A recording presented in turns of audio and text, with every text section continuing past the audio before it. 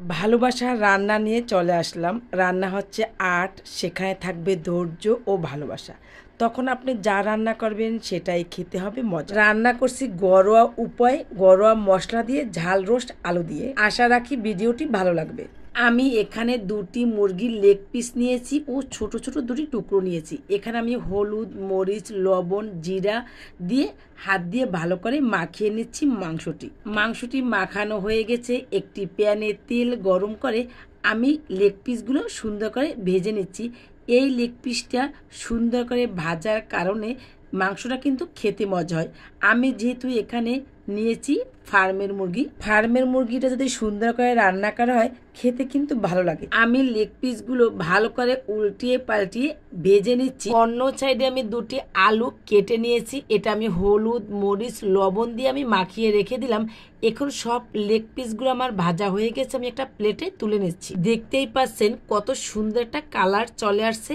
আর আমি এখন সব আলুগুলো ওই একই তেলে সুন্দর করে ভাজি করে নিচ্ছি।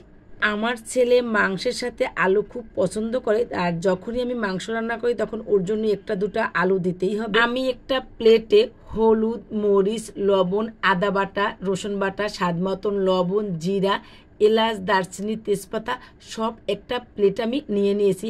আমি যখনই রান্না করি চেষ্টা করি এভাবে একটা প্লেটে সাজিয়ে নেওয়ার জন্য। আলুগুলো ভাজি করা হয়ে গেছে, প্লেটে তুলে নিলাম। ওই একই তেল অন্য একটি পাত্রে দিয়ে পেঁয়াজ, দারচিনি, এলাচ, তেজপাতা আমি একটু ভেজে নিচ্ছি। এটা ভেজে নেওয়ার কারণে খুব সুন্দর একটা সেন্ট আসবে। এখন আমি যে মশলাটা রেখে দিয়েছিলাম ওই মশলাটা আমি এর ভিতর দিয়ে ভালো করে কষিয়ে নিব। আর আমি সবসময় বলি মশলাটা যত সুন্দর করে কষিয়ে নেওয়া যায় ততটাই খেতে মজা হয়। আমি এখন ওই প্লেটটা একটু পানি দিয়ে ভালো করে কষিয়ে নিচ্ছি। একটি টমেটো কেটে আমি এর ভিতর দিয়ে দিলাম একটু মশলাটা বাড়তি হওয়ার জন্য। আর আপনারা চাইলে এর ভিতর সস ব্যবহার করতে পারেন। ভেজে রাখা আলু ও চিকেনগুলো আমি এই মশলার ভিতর দিয়ে ভালো করে কষিয়ে নিব, যেন মশলাটা চিকেনের ভিতর ভালো মতন ঢুকে যায়। যতটা সুন্দর করে মাংসটা কষানো হয় ততটাই খেতে মজা হয়। আমি এর ভিতর কিছুটা মিষ্টি দধি দিয়ে দিলাম।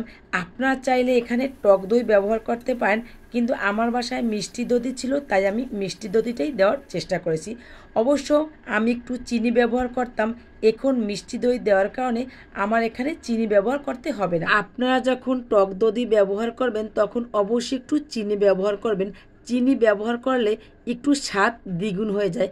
আর আমি এর ভিতর 1 চামচের মতন লেবুর রস দিয়েছি, ওটা আমার ভিডিওতে আসেনি, এই জন্য দুঃখিত। কষানোর পরে আমি পরিমাণ মতন পানি ও কাঁচামরিচ দিয়ে আমার রান্নাটা শেষ করেছি। এই ধরেন 5-7 মিনিট আমি রান্না করেছি। অন্য সাইডের কারেন্টের চুলায় আমি পোলাও রান্না করছি, এটা আমি ভিডিও করিনি, জাস্ট আপনাদের একটু দেখিয়ে দিলাম। মাশাআল্লাহ আমার জাল রোস্টের কালারটা চমৎকার আসছে। আমি একটা বাটিতে তুলে নিলাম। আমার পোলাও রান্নাও শেষ। এতক্ষণ যারা আমার ভিডিওর সাথে ছিলেন অসংখ্য অসংখ্য ধন্যবাদ।